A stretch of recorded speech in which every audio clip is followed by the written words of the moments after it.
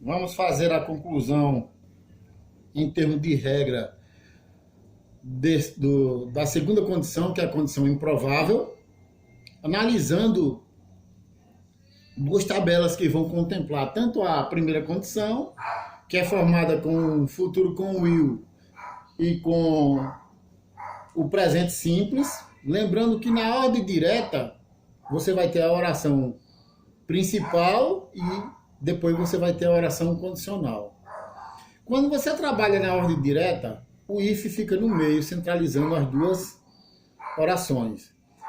Quando você trabalha na ordem indireta, o if começa, aí eu trago a oração condicional para o início, e antes da oração principal eu coloco vírgula. Então vamos analisar as duas tabelas aqui para a gente ver como é que funciona. E eu quero só fazer algumas ressalvas para vocês com relação às mudanças. Por exemplo, essas sentenças aqui, eu tenho afirmativa, negativa e interrogativa, que é comum, elas podem aparecer. Agora que normalmente, uma maior frequência, você vai observar que elas vão aparecer na forma afirmativa. Isso não impede que em algum momento elas apareçam de outras formas, na interrogativa e na negativa. Então, vejam bem nessa primeira aqui. Observe logo que está na forma inversa, porque o if está no começo, aqui é o simple present, não está flexionado, porque é o pronome de primeira pessoa, e depois é que você tem a oração principal. Então, if I study, I will pass my exam. Se eu estudar, eu passarei nos meus exames, nas minhas provas, por exemplo. Então, observa que essa frase seria do modo natural, de forma direta, seria I will pass my exam if I study. Eu passarei em meus exames se eu estudar. Mas aqui está na forma inversa com if no início, né? Então, outra coisa aqui com relação a essa negativa é que determinados assuntos limitam que você use a negativa só em uma. Não pode ser nas duas. Aqui você está observando que a negativa estão nas duas, ó, do not, que é o don't, e o want, que é a abreviação de will not. E faz de outro estado, se eu não estudo, I won't pass my exam, eu não passarei nos meus exames. Se eu não estudar, né? Se eu não estudar, eu não passarei dos meus exames. Então, observe que eu tenho a negativa dos dois lados, ó. Tá vendo? Nas duas é possível também aparecer esse tipo de construção. Por exemplo, quando eu estou trabalhando past continuous tense, que eu tenho uma ação que fica no contínuo e outra que fica no passado. Eu não posso colocar negativa nos dois. Eu coloco negativa naquele que se pratica primeiro. Aqui não tem isso. Aqui se observou que está a negativa dos dois lados. Tá vendo? E aqui eu tenho a interrogativa. Tá vendo a interrogativa? If you study, will I pass my examination? Agora aqui ocorre você não vai colocar uma negativa, colocar a partícula de negação ou a interrogativa antes do if. É impossível fazer isso. Então, não foi possível fazer esse tipo. Onde foi que ele fez a pergunta? Ele só inverteu aqui, ó. Porque na afirmativa é I will, na interrogativa é will I. Então, percebam que houve alterações aqui, em casos que foi normal, não teve, só foi afirmativa, aqui foi negativa nas duas sentenças e aqui foi interrogativa só na oração principal, porque como é que você faz uma interrogativa? Você faz uma negativa colocando o auxiliar, né? No caso do auxiliar do presente seria o do aqui, mas ele só mexeu só na oração principal. Vejam aqui mais exemplo. Só trocando de sujeito, porque aqui não houve flexão no verbo, porque era pronome de primeira pessoa. Então, se o pronome não é de terceira do singular no simple present, você não faz mudança nenhuma. Não importa se a frase é afirmativa, ficou study, se a frase é negativa, ficou study, e se a frase é interrogativa, ficou study.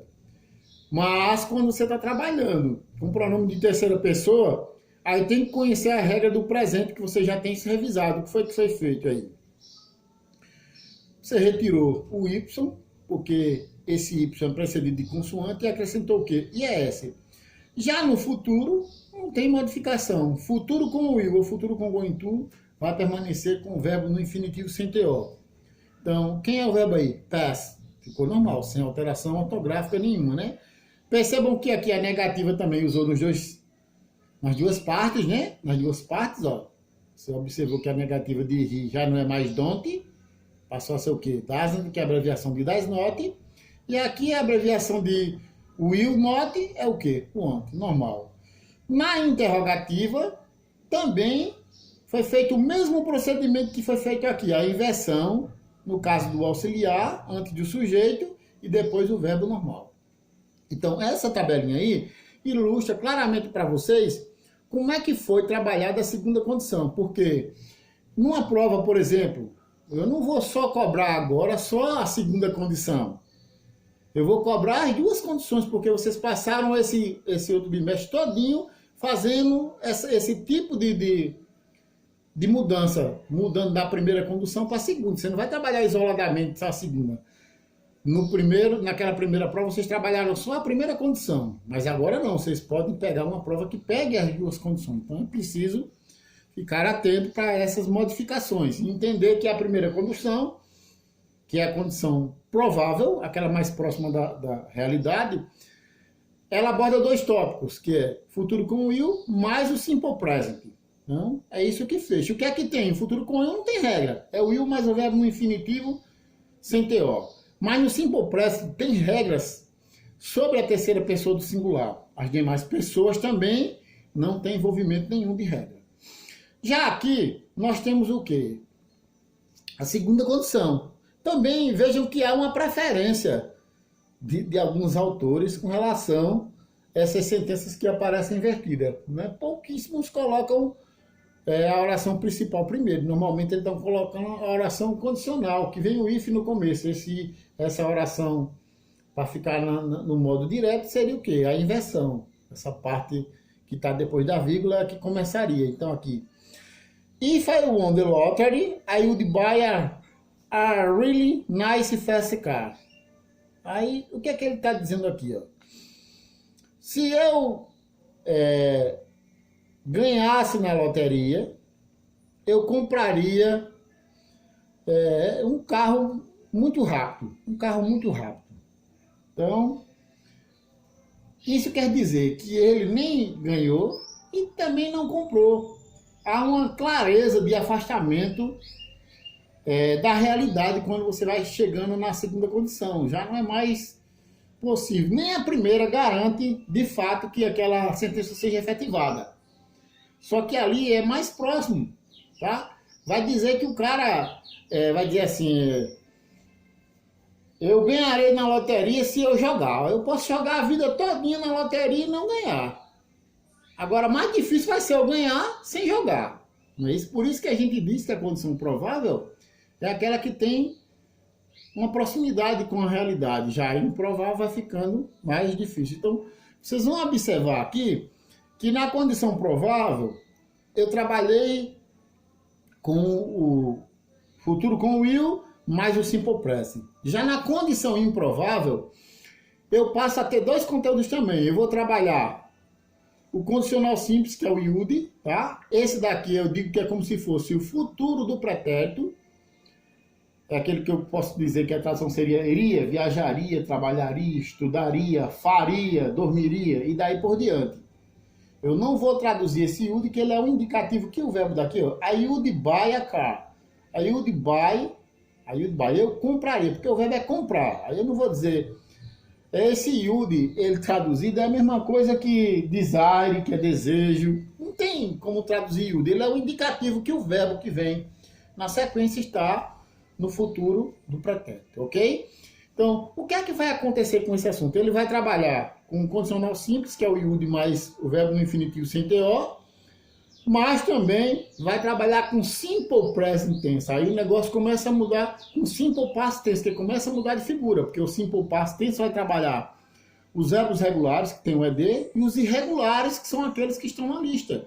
Por exemplo, aqui houve preferência de verbos irregulares. Ó. Esse é irregular, mas esse aqui é regular, ó, o ED. Olha outro verbo regular aqui, ó, esse practice, tá? A maioria dos verbos aqui, eles são regulares, são irregulares, mas eu tenho também verbo regular aqui. Nessas 8 eu tenho regular practice, eu tenho regular lived e eu tenho outro verbo regular aqui, deixa eu ver qual foi. Não, só esses dois mesmo, só desse 8 aqui, lived e tenho o practice. E por que é que esse practice não está com ED? Porque está na negativa, ok? Ele está na negativa. Eu não preciso lembrar para vocês, ó, que aqui, olha, veja só, negativa dos dois lados, didn't e would. Então é possível, tá? Essas sentenças aí podem aparecer, embora que normalmente aparecem mais afirmativas. Se você observar aqui, ó, essas sentenças aqui, até o 6, por exemplo, até o 6, todas são afirmativas, não é? Todas são afirmativas. Quando chega aqui, ó, nessa 8, até a 7, na verdade, todas são afirmativas. Agora, quando chega na 8, eu tenho uma negativa, por isso que o verbo está normal. Pronto, minha gente. Tá revisada essas duas tabelinhas. Eu botei essa tabelinha para ilustrar hoje nessa explicação, mas elas já apareceram em momentos anteriores. Vocês podem dar uma conferida e fazer todo esse acompanhamento. Tá? Então, na próxima semana, nós já vamos dar início aos exercícios e aguardando quantas semanas nós vamos ter de aula até a prova, que é praticamente na última semana de outubro, ok? Então, uma boa semana para vocês, bons estudos e até a próxima aula.